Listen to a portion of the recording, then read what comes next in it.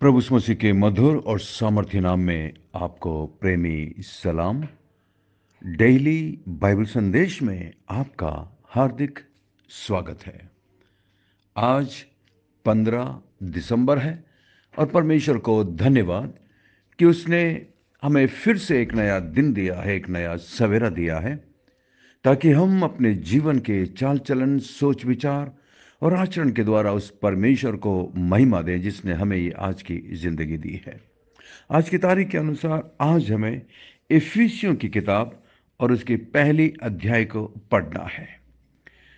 कल तक हमने गलातियों की किताब को पढ़कर समाप्त किया और मैं आशा करता हूं कि आपको बड़ी आशीष मिली होगी। आप में से बहुत सारे लोगों ने बहुत अच्छा जवाब लिखा जब मैंने पूछा था कि आपने गलातियों की किताब में से अब तक क्या सीखा है, कौन सी अध्याय, कौन सी आयत आपको सबसे अच्छी लगी। बहुत सारे लोगों ने बहुत अच्छी आयत लिखी है, इसके लिए बहुत बहुत दिल से धन्यवाद। आज हम इफिसियों की किताब और उसकी पहली अध्याय को पढ़ेंगे। उससे पहले मैं आशा करता हूं कि आपने मेरे द्वारा भेजे गए कल इफिसियों की पत्री का परिचय को पढ़ा होगा, तो आपको समझ में आएगा कि पौलुस ने इस पत्र को इफिसियों के विश्वासियों को लिखा था करीब 60 से 61 एडी में, यानी कि ईसवी सन में, जब वो रोम में कैदी था, जेल खाने में बंद था सुसमाचार की खातिर। उस समय बंदीगृह में रहने के दौरान पौलुस ने न केवल इफिसियों को बल्कि फिलिपियों की पत्री, कुलुस्सियों की पत्री और फिलेमोन को ये कुछ पत्रियां लिखी थी, जिसे हम नया नियम में देख सकते हैं। नया नियम काल में ही इफिसुस मध्य पूर्व का एक महत्वपूर्ण नगर था। खूब सारे लोग वहां पर आते जाते थे व्यापार के लिए। व्यापार का एक मुख्य स्थान था और ये एशिया, रोमी प्रांत, तुर्किस्तान का एक भाग है आज की तारीख में, और ये एक बहुत ही प्रमुख व्यापार का केंद्र था। पौलुस यहाँ पर आकर के उसने सुसमाचार का प्रचार किया। लोगों ने सुसमाचार को सुना, उद्धार पाया और यहाँ पर कलीसिया की स्थापना हुई।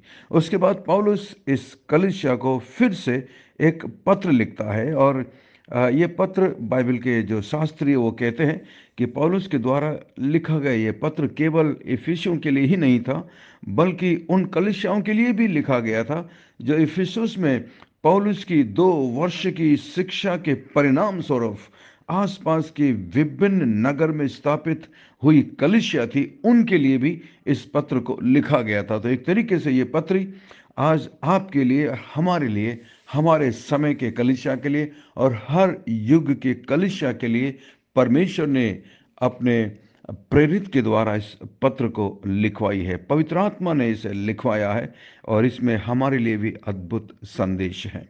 आइए हम एक अध्याय और इसकी पहली आयत को पढ़ेंगे।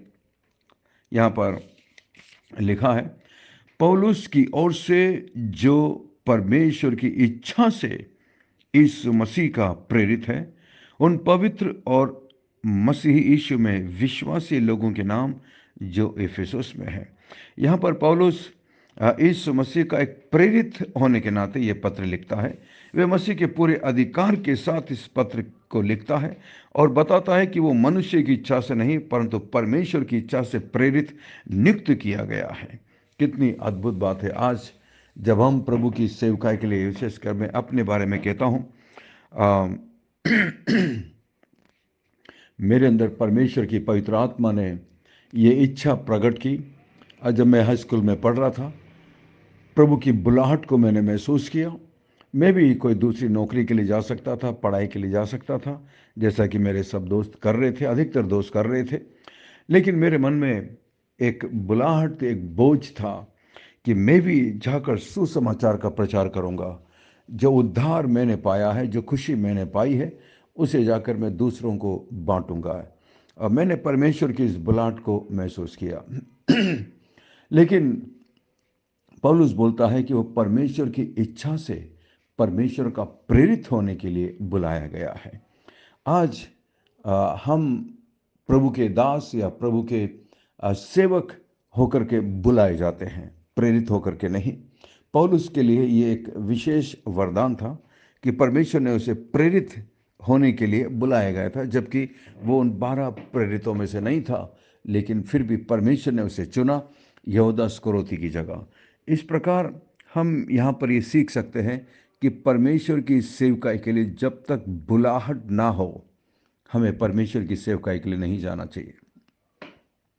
कई लोग बिना बुलाहट के, क्योंकि नौकरी नहीं है, बेरोजगारी है, मम्मी बोलती हैं, पापा बोल रहे हैं और मेरे परिवार के लोग प्रेशर डाल रहे हैं, इसलिए मैं प्रभु की सेवा के लिए जाऊंगा। नहीं, ऐसा कभी नहीं होना चाहिए। जब तक कि प्रभु की विशेष बुलाहट ना हो, तब परमेश्वर आपको तैयार करता है और आपको अपनी महिमा के लिए इस्तेमाल करता है, जैसा कि पौलुस के साथ हम देख सकते हैं। एक और इसमें मुख्य बात, मुख्य मुख्य आयतों को हम पढ़ेंगे। चौथी आयत में देखिए, जैसा उसने हमें जगत की उत्पत्ति से पहले उसमें चुन लिया कि हम उसके निकट प्रेम में पवित्र और निर्दोष हों। यहाँ पर एक बहुत बड़ा डॉक्ट्रिन, एक सिद्धांत सीखने को मिलता है, और ये सिद्धांत है कि परमेश्वर का पूर्व चुनना। क्या परमेश्वर ने हमें पहले से चुन लिया? तो कुछ लोग ये सवाल करते हैं, यदि परमेश्वर ने हमें चुन लिया है तो इसका मतलब परमेश्वर ने कुछ लोगों को नहीं चुना। ये एक एक बहुत ही गहरा डॉक्ट्रिन है ये। यदि परमेश्वर चुनता है तो इसका मतलब उसने कुछ को चुना, कुछ को नहीं चुना। क्या परमेश्वर पक्षपात कर सकता है कि उसने कुछ लोगों को नहीं चुना? लेकिन हम परमेश्वर के वचन में फिर ये भी पढ़ते हैं कि परमेश्वर ने जगत से ऐसा प्रेम किया कि उसने अपना एकलौता पुत्र दे दिया, ताकि जो कोई भी उस पर विश्वास करे वो नाश ना हो। तो हम यहाँ पर यह भी पाते हैं कि परमेश्वर ने पूरे संसार के लोगों से प्रेम किया है, और पतरस की किताब में हम पढ़ते हैं, परमेश्वर नहीं चाहता कि कोई भी मनुष्य नाश हो, वो चाहता है कि प्रत्येक मनुष्य उद्धार पाए, और इसके लिए परमेश्वर ने इंतजाम किया। ये सबसे बड़ा परमेश्वर का प्रेम है। लेकिन उसके बावजूद परमेश्वर ये भी जानते हैं कि कितने लोग उसे स्वीकार नहीं करेंगे, कौन कौन उसे स्वीकार नहीं करेगा, ये भी परमेश्वर पहले से जानता है। और वो ये भी जानता है कि कौन कौन उसे स्वीकार करेगा, वो ये भी जानता है। तो इसको कहते हैं परमेश्वर ने हमें पहले से चुन लिया। कितनी अद्भुत बात है। उसने मेरे लिए प्रभु, अब मैं कह सकता हूं कि उसने मुझे चुन लिया, जिस तरह पौलुस कहता है कि उसने मुझे जगत की उत्पत्ति से पहले चुन लिया, मैं कह सकता हूं। लेकिन एक अविश्वासी इस बात को नहीं कह सकता। हां, यदि वो भी प्रभु मसीह पर विश्वास कर ले, उद्धार पा ले, तो वो भी यही बात को बोल सकता है कि परमेश्वर ने जगत की उत्पत्ति से पहले मुझे चुन लिया। उसने मुझे चुन लिया। मैं जानता हूं उसने आपको भी चुन लिया। यदि आपने प्रभु मसीह पर विश्वास करके उद्धार पाया है, तो उसने आपको भी जगत की उत्पत्ति से पहले चुन लिया है। मैं जब बाइबल कॉलेज में एक विद्यार्थी था, तो मेरे एक प्रोफेसर थे।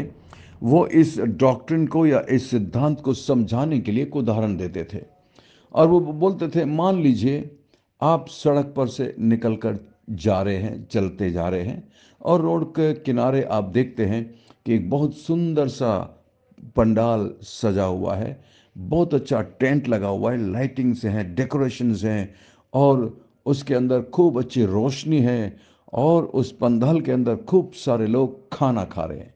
बढ़िया खाना, एक से एक बहुत ही स्वादिष्ट खाने का आनंद ले रहे हैं बहुत सारे लोग। और आप उसके बगल से निकल कर जाते हैं, और उसके एंट्रेंस पर, प्रवेश द्वार पर एक बोर्ड लगा हुआ है जिस पर लिखा हुआ है स्वागतम। हर व्यक्ति इसको पढ़ रहा है, इस पर लिखा हुआ है स्वागतम।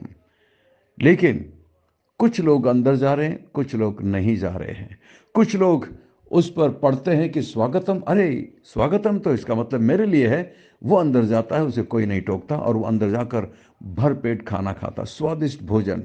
कुछ लोग जाते हैं और उस बोर्ड को पढ़ते हैं, लेकिन मन में सोचते हैं, अरे ये शायद मेरे लिए नहीं होगा, ये केवल कुछ लोगों के लिए होगा, और वो आगे बढ़कर चले जाते हैं। कुछ लोग उस बोर्ड को पढ़ते हैं और अंदर जाते हैं। जो लोग उस बोर्ड को पढ़ते हैं और उस पर लिखा है स्वागतम, और वो उसे अपने लिए लेते हैं, उस संदेश को व्यक्तिगत तौर से लेते हैं, इनविटेशन को व्यक्तिगत तौर से लेते हैं, वो अंदर जाते हैं, और जैसे ही अंदर जाकर पलटकर दोबारा उस बोर्ड को देखते हैं तो उस पर लिखा हुआ है, आप चुन लिए गए हैं, आपको पहले से चुन लिया गया है। जरा सोचिए, क्योंकि आपने फैसला किया कि मैं अंदर जाऊंगा, ये बोर्ड मेरे लिए है, ये जो लिखा हुआ साइन बोर्ड है मेरे लिए है। आप अंदर गए और जब आपने पीछे मुड़कर देखा तब उस पर लिखा हुआ है कि आपको पहले से चुन लिया गया था। परंतु यदि आप अंदर नहीं आते तो आप उस बोर्ड को पढ़ते भी नहीं और वो आपके लिए होता भी नहीं कि आपको पहले से चुन लिया है। तो इसका मतलब वो हर एक के लिए है, परंतु फैसला मनुष्यों को लेना है। और फिर परमेश्वर ये भी जानता है कि कौन अंदर आएगा, कौन नहीं आएगा। कितनी अद्भुत बात है। पवित्र आत्मा का काम है प्रत्येक व्यक्ति को कन्विंस करना। पवित्र आत्मा का काम है प्रत्येक व्यक्ति को उसके पापों के प्रति कायल करना, ताकि वो प्रभु के पास आ सके, उद्धार पा सके। लेकिन बहुत सारे लोग पवित्र आत्मा की आवाज़ को नज़रअंदाज करते हैं, पवित्र आत्मा की आवाज़ का तिरस्कार करते हैं, और वो उस स्वागतम बोर्ड को पढ़ते हैं लेकिन रुकते नहीं और आगे चले जाते हैं खाली पेट। जैसा कि चौथी आयत में लिखा है, जैसा उसने हमें, हमें का मतलब पौलुस इफिसुस के सभी विश्वासियों को इसमें शामिल करता है, अपने आप को इसमें शामिल करता है कि उसने हमें, यानी कि परमेश्वर ने हमें जगत की उत्पत्ति से पहले उसमें चुन लिया। उसमें यानी कि किस में? प्रभु यीशु मसीह में चुन लिया है। क्यों चुना है? अब यहां पर उसका पर्पस है। परमेश्वर ने हमें चुना है और चुनने के पीछे मकसद क्या है, ये मकसद यहां पर साफ साफ लिखा है। हमने अपने आप को नहीं बचाया, हमने परमेश्वर को नहीं चुना, लेकिन परमेश्वर ने हमें चुना है। और जब वो हमें चुनता है तो उसके पीछे एक कारण भी है जो लिखा है कि उसमें चुन लिया कि हम उसके निकट प्रेम में पवित्र और निर्दोष हों। परमेश्वर के प्रति हमारा प्रेम पवित्र होना चाहिए, इसमें स्वार्थ नहीं होना चाहिए, निस्वार्थ होना चाहिए। जैसा कि आज भी बहुत सारे लोग परमेश्वर के नज़दीक इसलिए आते हैं, उससे इसलिए प्रेम करते हैं, उन्हें लगता है कि बदले में परमेश्वर हमें आशीष देंगे, उन्हें लगता है कि बदले में हमें नौकरी मिलेगी, खुशी मिलेगी, शांति मिलेगी, पैसा, गाड़ी, बंगला मिलेगा। अगर ऐसा है तो ये प्रेम नहीं है, ये तो स्वार्थ का प्रेम है। लेकिन परमेश्वर ने हमें इसलिए बुलाया है कि हम उसके निकट प्रेम में पवित्र हो। हम प्रेम में पवित्र होना चाहिए, हमारा प्रेम पवित्र होना चाहिए, निष्कपट होना चाहिए, निष्कलंक होना चाहिए, निस्वार्थ होना चाहिए। हम अपने आप को जांचें, परखें कि मैं एक क्रिश्चियन क्यों हूँ, मैं एक मसीह क्यों हूँ। और दूसरा मकसद है निर्दोष होएं, पवित्र और निर्दोष। मैं जानता हूँ कोई भी व्यक्ति निर्दोष नहीं है, nobody is perfect, we all say that. लेकिन इसका मतलब ये भी नहीं है कि हम पाप में जीवन व्यतीत करें। प्रभु यीशु मसीह ने हमें चुना है, परमेश्वर ने हमें चुना है। प्रभु यीशु मसीह कहते हैं, be he holy as I am holy. पवित्र बनो जैसा मैं पवित्र हूं। परमेश्वर ने हमें बुलाया है अब पवित्र जीवन जीने के लिए नहीं, लेकिन पवित्र जीवन जीने के लिए बुलाया है। यही मकसद है। क्यों उसने हमें उद्धार दिया, क्यों उसने हमें बचाया है, उसके पीछे कारण यही है। लेकिन बहुत सारे लोग आज भी पाप में जीवन जी रहे हैं, वो इस चीज़ को गंभीरता से नहीं लेते। कितनी दुख की बात है। और इस तरीके से पवित्र आत्मा को वो शोकित करते हैं। और उसके बाद आगे लिखा है 5 में, और अपनी इच्छा के भले अभिप्राय के अनुसार हमें अपने लिए पहले से ठहराया कि यीशु मसीह के द्वारा हम उसके लेपालक पुत्र हों। कितनी अद्भुत बात है। 6 में, कि उसके उस अनुग्रह की महिमा की स्तुति हो जिसे उसने हमें उस प्रिय में सेंत मेत दिया है। प्रभु की महिमा होनी चाहिए, उसकी स्तुति होना चाहिए, इसीलिए उसने हमें उद्धार सेंत मेत में दिया है। साथ में हमको उसमें उसके लहू के द्वारा छुटकारा अर्थात अपराधों की क्षमा उसके उस अनुग्रह के धन के अनुसार मिला है। कितनी सारी आशीषें हमें मिली है, देखिए प्रभु यीशु मसीह में उद्धार पाने के बाद।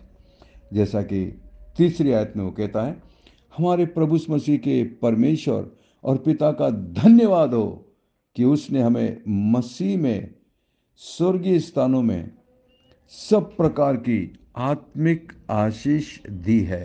देखा, हमें सब प्रकार की आत्मिक आशीष दी है। भले ही दुनिया की आशीष ना हो, जो कि टेम्पररी है, थोड़े समय के लिए है, नाश हो जाएंगे, हम इनमें से इन चीज़ों को अपने साथ नहीं ले जा सकते। लेकिन हाँ, केवल उन आत्मिक आशीषों को जो कि हमें मिली है उसका आनंद हम यहाँ पर भी लेते हैं और स्वर्ग में तो हमेशा लेंगे हैं। तो हमें मसीह में सब प्रकार की आत्मिक आशीषों से भरपूर किया है।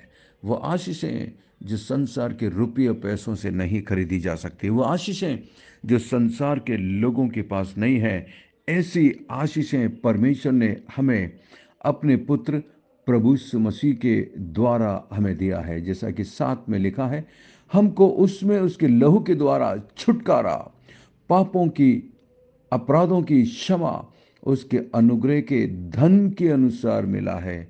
उसके अनुग्रह के धन के अनुसार, उसकी दया और उसके अनुग्रह के अनुसार पौलुस कहता है कि हमारा छुटकारा उसमें यानी कि यीशु मसीह में है।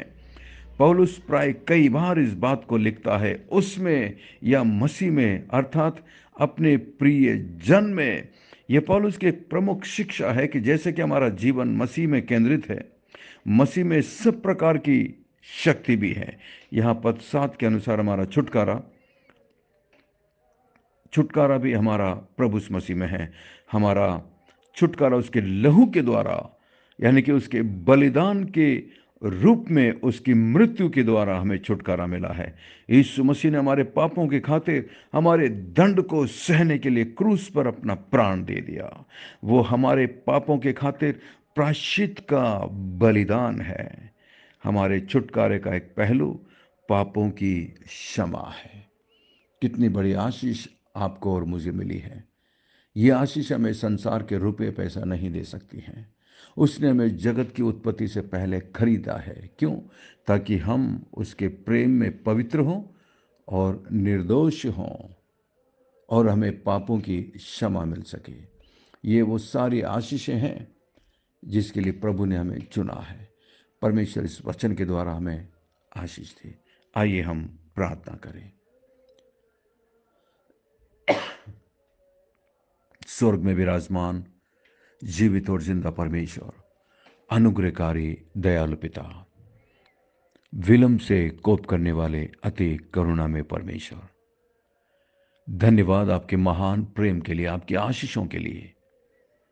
धन्यवाद परमेश्वर कि आपने हमें प्रभु यीशु मसीह में जगत की उत्पत्ति से पहले चुन लिया है ताकि हम आपके प्रेम में पवित्र और निर्दोष हो सके।